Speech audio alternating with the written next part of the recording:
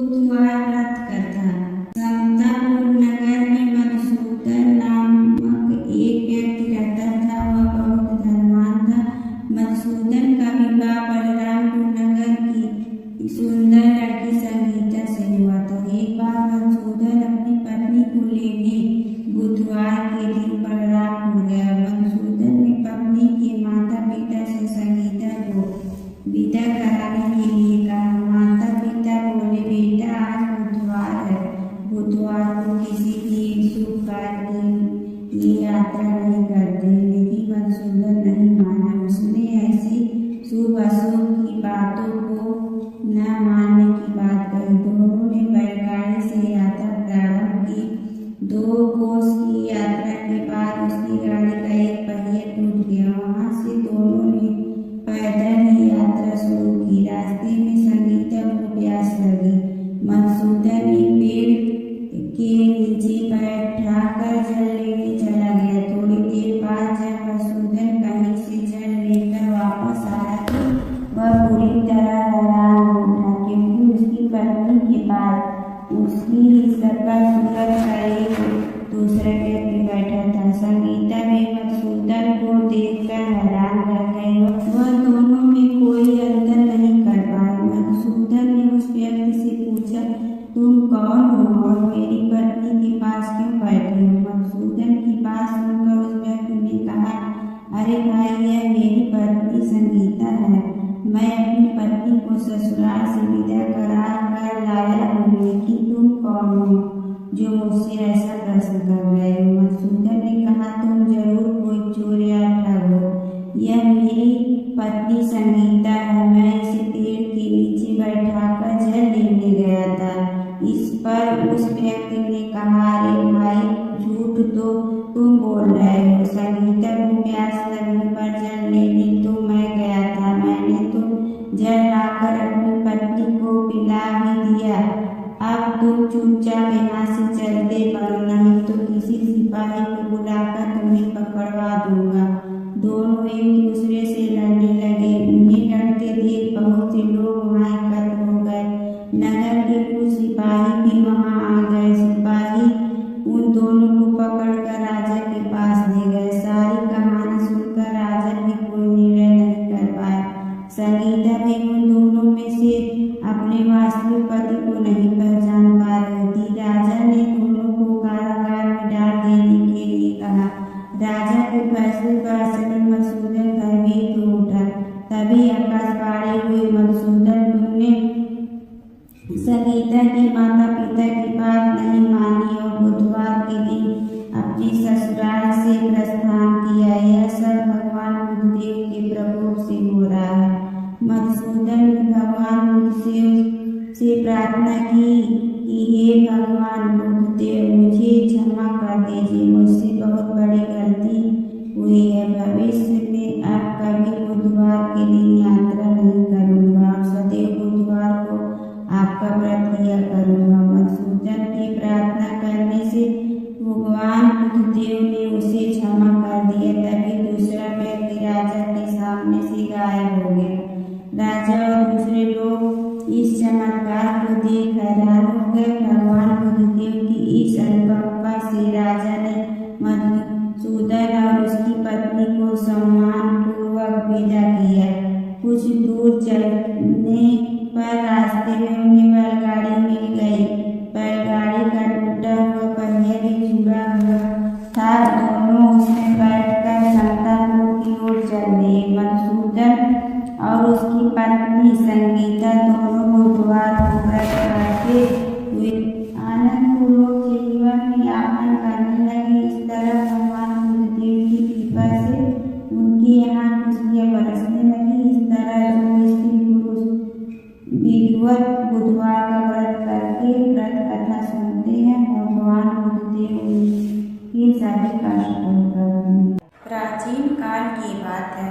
नैमिषारण्य क्षेत्र में ऋषि महर्षि और साधु संतों का समाज जुड़ा था।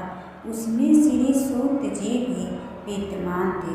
शौनक जी ने उनकी सेवा में उपस्थित होकर निवेदन किया कि हे अज्ञान लोग, घोर तिमिर को नष्ट करने में सूर्यों के समान प्रकाशमान श्री सूत जी हमारे कानों के लिए अमृत के समान जीवन प्रदान करने वाले कथा तत्व का वर्णन कीजिए। हे सूत जी, हमारे हृदय में ज्ञान के प्रकाश की वृद्धि, भक्ति, वैराग्य और विवेक की उत्पत्ति जिस कथा से हो सकती हो वह हमारे प्रति कहने की कृपा कीजिए। शौनक जी की जिज्ञासा से सूत जी बड़े प्रसन्न हुए। पुरातन इतिहासों के स्मरण से उनका शरीर पुलकायमान हो रहा था। वे कुछ देर उसी स्थिति में विराजमान रहकर कुछ विचार करते रहे और अंत में बोले, शौनक जी, इस विषय में आपके चित्त में बड़ी जिज्ञासा है। आप धन्य हैं जो सदैव ज्ञान की प्राप्ति में तत्पर रहते हुए विभिन्न पुराण कथाओं को जिज्ञासा रखते हैं। आज मैं आपको ज्ञान के परम स्रोत रूप श्री गणेश जी का जन्म कर्म रूप चरित्र सुनाऊंगा। गणेश जी से ही सभी ज्ञानों, सभी विद्याओं का उद्भव हुआ है। अब आप सावधान चित्त से विराजमान होकर श्री गणेश जी के ध्यान और नमस्कार पूर्वक उनका चरित्र श्रवण कर। कैसे हैं श्री गणेश, जो सभी प्रकार की ब्रह्म विद्याओं को प्रदान करने वाले अर्थात ब्रह्मा के सगुण और निर्गुण स्वरूप पर प्रकाश डालने और जीव ब्रह्मा का अभेद प्रतिपादन करने वाली विद्याओं के दाता हैं। वे विघ्नों के समुद्रों को महर्षि अगस्त्य के समान शोषण करने में समर्थ हैं, इसलिए उनका नाम विघ्न सागर शोषक के नाम से प्रसिद्ध है। मैं उन भगवान श्री गणेश जी को नमस्कार करता हूँ। यह कहकर सूत जी कुछ समय के लिए मौन हो गए और फिर बोले, शौनक जी, भगवान गणेश जी ही सर्वप्रथम पूजा प्राप्ति के अधिकारी हैं। किसी भी देवता की पूजा करो, पहले उन्हीं का पूजा होगा। शौनक जी ने निवेदन किया, हे भगवान, हे सूत, सर्वप्रथम यह बताने की कृपा कीजिए कि गणेश जी को प्रथम पूजा का अधिकार किस प्रकार प्राप्त हुआ। इस विषय में मेरी बुद्धि मोह को प्राप्त हो रही है कि सृष्टि रचयिता ब्रह्मा जी, पालनकर्ता भगवान नारायण और संहारकर्ता शिव जी में से किसी को प्रथम पूजा का अधिकारी क्यों नहीं माना गया। यह त्रिदेव ही तो सबसे बड़ा देवता माने जाते हैं। सूत जी ने कहा, शौनक जी, यह भी एक रहस्य ही है। देखो, अधिकार मांगने से नहीं मिलता, इसके लिए योग्य होना चाहिए। संसार में अनेक देवी देवता पूजे जाते हैं। पहले जो जिसका इष्ट देवता होता है वह उसी की पूजा किया करता है। इससे बड़े देवताओं के महत्व में कमी आने की आशंका उत्पन्न हो गई। इस कारण देवताओं में परस्पर विवाद होने लगा। वे उसका निर्णय प्राप्त करने के लिए शिव जी के पास पहुँचे और प्रणाम करके पूछने लगे, हम सब में प्रथम पूजा का अधिकारी कौन है। शिव जी सोचने लगे कि किसे प्रथम पूजा का अधिकारी माने। तभी उन्हें एक युक्ति सूझी। बोले, देवगण, इसका निपटारा बातों से नहीं तथ्यों से होगा। इसके लिए एक प्रतियोगिता रखनी होगी।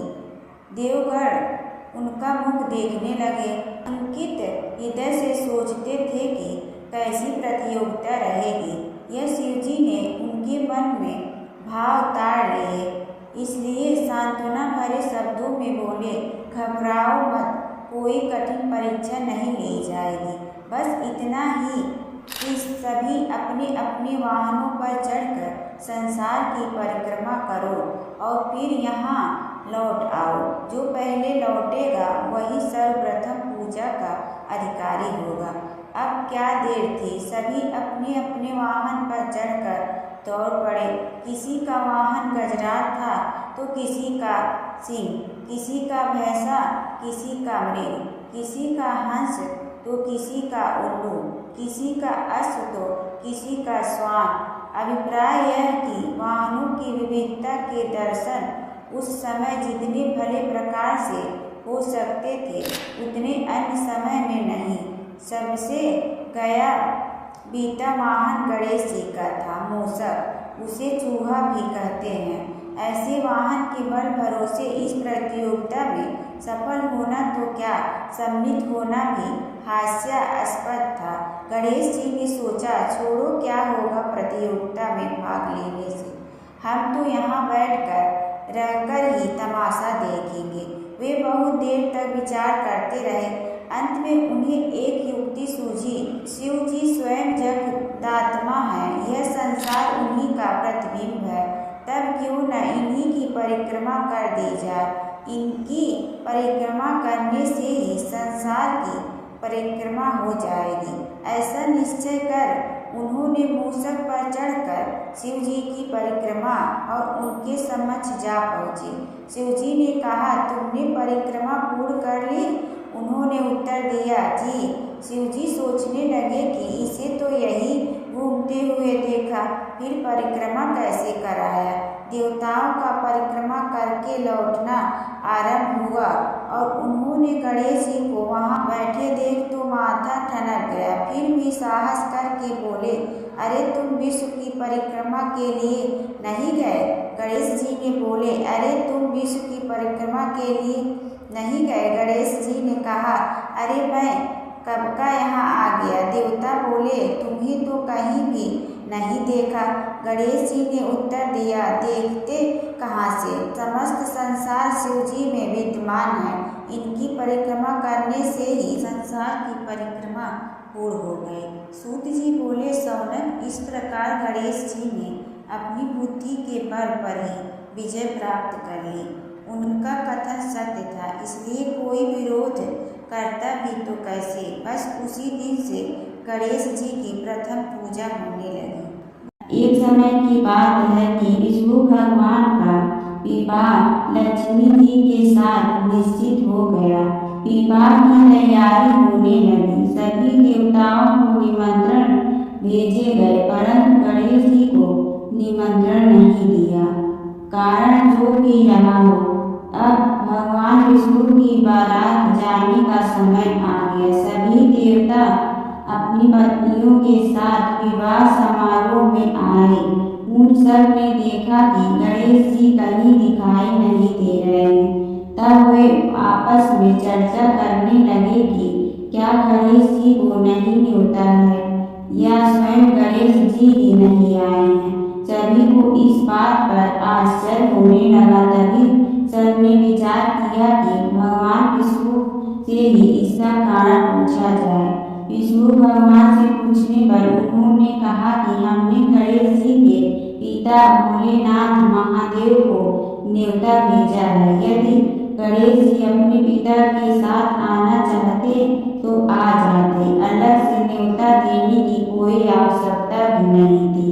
दूसरी बात यह है कि उसको 1.25 मन मूंग, 1.25 मन चावल, 1.25 मन घी और 1.25 मन लड्डू का भोजन दिन भर में चाहिए। यदि गणेश जी नहीं आएंगे तो कोई बात नहीं, दूसरे के घर जाकर इतना सारा खाना पीना अच्छा भी नहीं लगता। इतनी वार्ता कर ही रहे थे कि किसी एक ने सुझाव दिया, यदि गणेश जी आ भी जाए तो उनको द्वार बनाकर बैठा देंगे कि आप घर की याद रखना। आप तो चूल्हे पर बैठकर धीरे धीरे चलोगे तो बारात से बहुत पीछे रह जाओगे। यह सुझाव भी सबको पसंद आ गया तो विष्णु भगवान ने भी अपनी सहमति दे दी। होना क्या था कि इतने में गणेश जी वहां आ पहुंचे और उन्हें समझा बुझाकर घर की रखवाली करने बैठा दिया। बारात चल दी। तब नारद जी ने देखा कि गणेश जी तो दरवाजे पर ही बैठे हुए हैं, तो वे गणेश जी के पास गए और रुकने का कारण पूछा। गणेश जी कहने लगे कि विष्णु भगवान ने मेरा बहुत अपमान किया है। नारद जी ने कहा कि आप अपनी मूषक सेना को आगे भेज दे तो वह रास्ता खोल देगी। इससे उनके वाहन धरती में धंस जाएंगे। तब आपको सम्मान पूर्वक बुलाना पड़ेगा। अब तो गणेश जी ने अपनी मूषक सेना जल्दी से आगे भेज दी और सेना ने जमीन पूरी कर दी। जब बारात वहां से निकली तो रथों के पहिए धरती में धंस गए। लाख कोशिश करे परंतु पहिए नहीं निकले।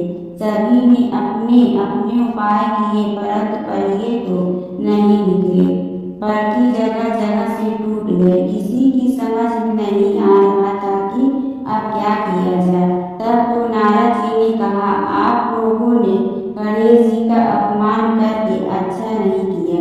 यदि उन्हें मना कर लाया जाए तो आपका कार्य सिद्ध हो सकता है और यह संकट टल सकता है। शंकर भगवान ने अपने दूत नंदी को भेजा और वे गणेश जी को लेकर आए। गणेश जी का आदर सम्मान के साथ पूजन किया। तब कहीं रथ के पहिए निकले। अब रथ के पहिए निकल तो गए परंतु वे टूट गए तो उन्हें सुधारे कौन। पास के खेत में हाथी काम कर रहा था, उसे बुलवाया गया। हाथी अपना कार्य करने के पहले श्री गणेश नमः कहकर गणेश जी की वंदना मन ही मन करने लगा। देखते ही देखते हाथी ने सभी पहियों को ठीक कर दिया। तब हाथी कहने लगा कि ये देवताओं, आपने सर्वप्रथम गणेश जी को नहीं मनाया होगा और ना ही उनकी पूजन की होगी, इसलिए तो आपके साथ यह संकट आया है। हमें तो मूर्ख अज्ञानी है, फिर भी पहले गणेश जी को पूजते हैं, उनका ध्यान करते हैं। आप लोग तो देवता गण हैं, फिर भी आप गणेश जी को कैसे भूल गए। अब आप लोग भगवान श्री गणेश जी की जय बोल कर जाएं तो आपके सब काम बन जाएंगे और कोई संकट भी नहीं आएगा। ऐसा कहते हुए बारात वहां से चल दी और विष्णु भगवान का लक्ष्मी जी के साथ विवाह संपन्न करा के सभी सकुशल घर लौट आए। हे गणेश जी महाराज, आपने विष्णु को जैसे कार्य यूं ऐसे कार्य सबका सिद्ध करना। बोलो गजानन भगवान की जय। जय गणेश जय गणेश जय गणेश देवा।